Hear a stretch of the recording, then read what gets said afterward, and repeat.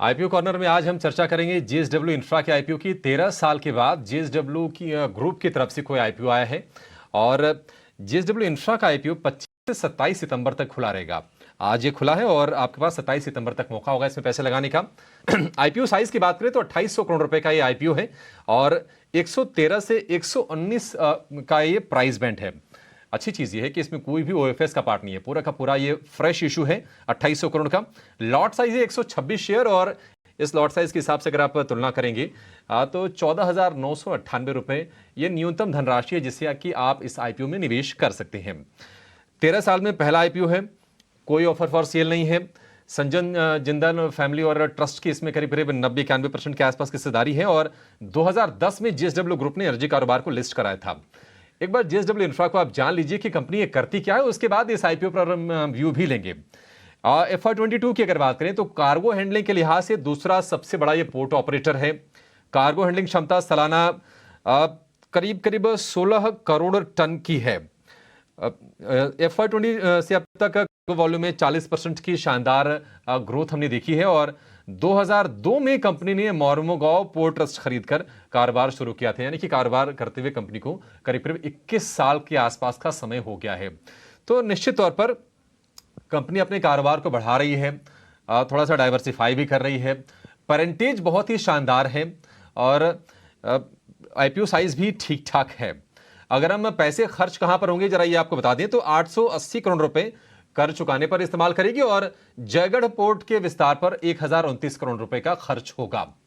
अब सीधे आते हैं इस सवाल पर कि क्या यह आईपीओ ठीक है, क्या इसमें लिस्टिंग गेन होगा या आपको लंबी अवधि के लिए पैसे लगाने हैं। हमारे साथ बातचीत करने के लिए जुड़ गए हैं जियोजीत फाइनेंशियल के गौरांग शाह।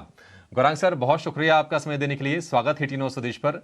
सर, सबसे पहले आपसे ये जानना चाहेंगे कि देखिए 13 साल के बाद ये आईपीओ आ रहा है जेएसडब्ल्यू ग्रुप की तरफ से, तो कई बार ना अच्छे जो ग्रुप्स होते हैं, बड़े कारोबारी घराने होते हैं, उन पर लोग करीब से नजर रखते हैं, थोड़ा तो उत्साह होता है। क्या आप भी उत्साहित हैं इस आईपीओ को लेकर? बहुत बहुत धन्यवाद अभिषेक, और आप सभी को शुभ प्रभात हमारे तरफ से। तो बिल्कुल सही आपने जानकारी दी है। 13 वर्ष के बाद इस समूह की गुट की कंपनियों के तरफ से एक नया आईपीओ आ रहा है, जेएसडब्ल्यू इंफ्रास्ट्रक्चर। और जो दाम आपने बताए, प्राइस बैंड जिसे हम कहते हैं, 113 से लेकर के 119। और ये मेरे ख्याल से आगे बढ़ते हुए जो सरकार ने नीतियां बनाई हैं, चाहे फिर वो भारतमाला परियोजना हो या फिर सागरमाला परियोजना, और जिस प्रकार की हमारे भारत देश में तटीय सीमाएं हैं, यानी कि Indian Ocean, Bay of Bengal की जो बाउंड्रीज है हमारे भारत देश की, उसमें एक बहुत बड़ा मौका है जहां तक बंदरगाह की सेवाएं उपलब्ध कराने का सवाल उठता है। और ये company marine time services provide करती है, यानी कि जो समुद्री जहाज चलते हैं, आवागमन होता है बड़े बड़े कंटेनर्स का, 10 फीट से लेकर के 20 फीट का, उसको लॉजिस्टिक्स की जरूरत पड़ती है। तो ये कंपनी वो सेवाएं और बाकी अन्य सेवाएं मुहैया कराती है। और पूरे भारत की जो तटीय सीमा है वहां पर तो इनका कामकाज है ही, लेकिन खाड़ी देशों में, यानी कि मिडिल ईस्ट में भी काफी बड़ा कारोबार है इनका। जो प्राइस बैंड पे ये आईपीओ लेके आ रहे हैं, वो हमें लग रहा है कि मूल्यांकन के हिसाब से जस्टिफाइड है, ज्यादा महंगा नहीं है। और मेरे ख्याल से 1 या 2 दिन पहले ही आईपीओ नोट हमने जारी करी थी और उस आईपीओ नोट में हमने लंबी अवधि के लिए इस आईपीओ में निवेश की राय दी है। मुझे ऐसा लग रहा है अभिषेक के जिस प्रकार से नए बंदरगाह खुल रहे हैं, जिस प्रकार से नए हवाई अड्डे खुल रहे हैं, और सागरमाला परियोजना जो कि मेरे ख्याल से कुछ सालों पहले सरकार ने एक पहल की थी, उसमें भी जमीनी स्तर पर बहुत बड़ा कामकाज हो रहा है। तो इस क्षेत्र से जुड़ी हुई कंपनियां जो बड़ी और सक्षम और मजबूत है और अच्छे कॉर्पोरेट हाउस से आती है, अच्छे घराने से आती है, उनमें आपको बिल्कुल लंबी अवधि के लिए निवेश करने की हमारी राय होगी। ठीक है, तो गौरांग सर ने बताया कि अगर हम वैल्यूएशंस की बात करें तो उस मैट्रिक्स पर भी ये ठीक है, क्योंकि इसके जो डायरेक्ट जो कॉम्पिटिटर है वो है अडानी पोर्ट। और एंटरप्राइज वैल्यू बाय एबिडा अगर हम तुलना करें अगर, तो अडानी पोर्ट 20 के मल्टीपल पर ट्रेड कर रही है। जेएसडब्ल्यू इंफ्रा की बात करें तो 13 है, यानी कि उससे सस्ता है शेयर। और अगर आप आय के ट्रेंड को देखेंगे, आय को और मुनाफे दोनों के, तो वहां पर हम लगातार बढ़ोतरी होते हुए देख रहे हैं। इनफैक्ट अगर FY22 से FY23 के अगर मुनाफे को अगर आप तुलना करेंगे तो दोगुने से ज्यादा हुआ मुनाफा, और आय में भी लगातार बढ़ोतरी का ट्रेंड है। गौरांग सर, अगर मान लीजिए निवेश करना है तो क्या लिस्टिंग गेन के लिए भी पैसे इसमें लगाएं या फिर लंबी अवधि की ही सोचें? लिस्टिंग गेन आप किस तरह से देख रहे हैं शेयर में? देखिए अभिषेक, समय सीमा और सोच छोटी होगी तो मुनाफा छोटा होगा, और समय सीमा की पाबंदी नहीं है और सोच थोड़ी बहुत बड़ी और लंबी है, तो जाहिर है आपको उस प्रकार से मुनाफा होगा। और अभिषेक, हम तो सक्षम नहीं है लिस्टिंग गेन्स के लिए किसी भी प्रकार की राय देने के लिए। हम आकलन बुनियादी तर्क के आधार पर करते हैं। तो हम ये कहेंगे कि बाजार में से पैसे उठा करके लिस्टिंग गेन्स को ध्यान में रखते हुए, बाजार परिस्थिति को ध्यान में रखते हुए बेफिजूल में जोखिम को मोड़ लेना मेरे ख्याल से समझदारी नहीं होगी। अगर आपके पास पर्याप्त पूंजी है और लंबी अवधि की समय सीमा है, तो समझदारी यही होगी कि लंबी अवधि के लिए आप इस आईपीओ में निवेश करें। ठीक है, लंबी अवधि के लिए निवेश की सलाह है। एक और सवाल जो लोगों के मन में है गौरांग सर, और हमारी कोशिश ये होती है कि लोगों के मन में जो सवाल हैं वो सारे के सारे डाउट्स हम एक्सपर्ट से क्लियर कर लें।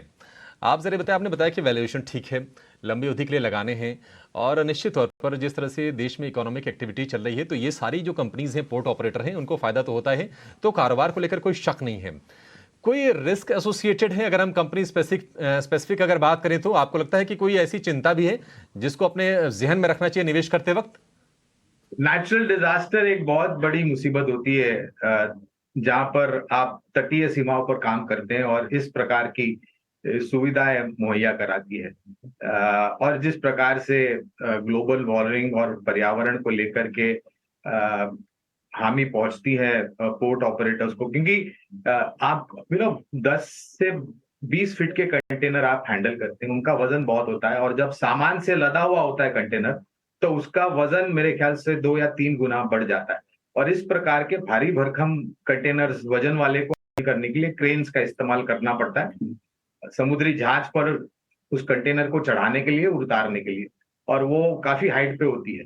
तो एक नेचुरल डिजास्टर एक मेरे ख्याल से चिंता का कारण बन सकता है, और उस पर कोई अनुमान नहीं लगा सकता अभिषेक।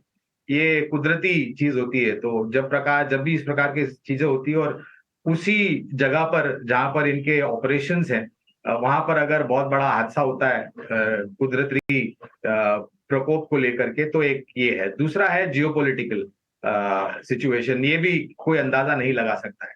तो ये दो मुख्य अनफोर्सीन नेचुरल और नॉट सो नेचुरल डिजास्टर्स जो हैं, उसको लेकर के शायद थोड़ी बहुत, लेकिन अगेन ये थोड़ा एक लंबी सोच और अनुमान लगाने की बात होगी। लेकिन हाँ, इसका डर बिल्कुल रह सकता है लॉजिस्टिक्स, पोर्ट लॉजिस्टिक कंपनी। ठीक है गौरांग सर, एक आखिरी सवाल, क्योंकि अब 113 से 119 का प्राइस बैंड है और हम ये मान के चल रहे हैं कि ऊपरी प्राइस बैंड पर ही अलॉटमेंट होगा इस आईपीओ में आवेदन करने वालों को। हालांकि ये क्वेश्चन थोड़ा सा हाइपोथेटिकल है, क्योंकि हम देख रहे हैं कि पोर्ट कारोबार वाली कंपनी अडानी पोर्ट है, और हिंडनबर्ग के तमाम संकट के बावजूद भी क्या गजब की रिकवरी शेयर में आई। अगर हम फरवरी से अगर देखेंगे तो शेयर उस भाव से डबल से ज्यादा हो गया। अगर कोई जेएसडब्ल्यू इंफ्रा में निवेश करता है, हमारे लिए सवाल हाइपोथेटिकल हो सकता है, लेकिन शायद आपके लिए नहीं होगा, क्योंकि आप तो पूरा गुणागणित करके बैठे होंगे इसके बारे में। तो 120 वाला शेयर आपको कब लगता है कि 240 हो जाएगा? समय बड़ा बलवान होता है अभिषेक, समय दीजिए तो 220 क्या उसके ऊपर भी जा सकता है, अगर मैनेजमेंट ने अच्छी तरीके से कामकाज किया। और अडानी पोर्ट और इस कंपनी के अलावा एक कंपनी है, ये खाली नाम दे रहा हूं मैं, जो कॉम्पिटिटर था, गेटवे डिस्ट्रीपार्क्स करके एक कंपनी है अभिषेक। ये भी पोर्ट से जुड़ी हुई सेवाएं उपलब्ध कराती हैं अपने ग्राहकों को। तो 120 वाला 240 कब होगा, ये तो आंकड़ों पर निर्भर करता है, और जिस प्रकार से मैनेजमेंट ने अब तक टिप्पणियां दी हैं और जो भी प्रोस्पेक्टस में हमने पढ़ा है, और जो अवसर होंगे इस क्षेत्र से जुड़ी हुई कंपनियों को आने वाले समय। देखिए एक चीज समझिए आप अभिषेक, कि अगर Bharat next trillion dollar economy बनना चाहता है तो वो सिर्फ सर्विसेज में नहीं होगा, वो मैन्युफैक्चरिंग में होगा, मैन्युफैक्चर में भी होगा। और भारत में सरकार की तरफ से, माननीय प्रधानमंत्री की तरफ से और बाकी अन्य जो मिनिस्टर्स है उनके तरफ से काफी कुछ make in India, made in India को बढ़ावा देने की बात की है। चिप्स को लेकर के भी एक बहुत बड़ी अपॉर्चुनिटी गुजरात में आ रही है।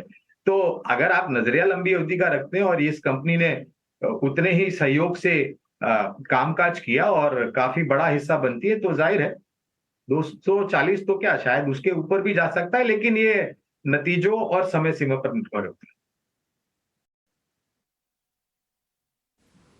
ठीक है, तो जेएसडब्ल्यू इंफ्रा पर ये राय गौरांग सर की लंबी अवधि के लिए इसमें निवेश की सलाह है। आपको इसमें मुनाफा ज़रूर होगा, जैसा कि बता रहे हैं गौरांग सर। और आज से लेकर 3 दिन, आज भी जोड़ लीजिए, 3 दिन ये आईपीओ खुला रहेगा, आपके लिए इसमें पैसे लगाने का वक्त है। और संभावित जो लिस्टिंग की तारीख है वो है 6 अक्टूबर पर, जब बीएसई और एनएसई पर ये शेयर लिस्ट होगा। तो आईपीओ कॉर्नर में जेएसडब्ल्यू इंफ्रा की चर्चा। बहुत शुक्रिया गौरांग सर आज समय देने के लिए और इस आईपीओ पर अपना बेशकीमती व्यूज शेयर करने के लिए।